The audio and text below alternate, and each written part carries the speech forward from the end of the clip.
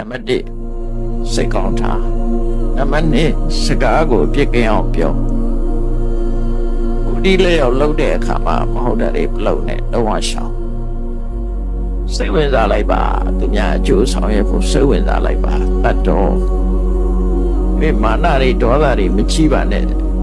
ပြောပြောင်းချင်းထရမင်းဖြစ်အောင်နေစမ်းပါတန်ဝိပါခီ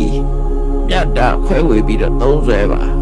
ပရိညိမင်းကိုကြိုးသာမချီနဲ့တရားရဲ့စိတ်ကသာကိုနားလဲပေးပါအဲ့ဒီအချက်လေးချက်မင်းမပြည့်စုံပြီဆိုလို့ရှိရင်မင်းမကြောက်နဲ့တော့ဘုရား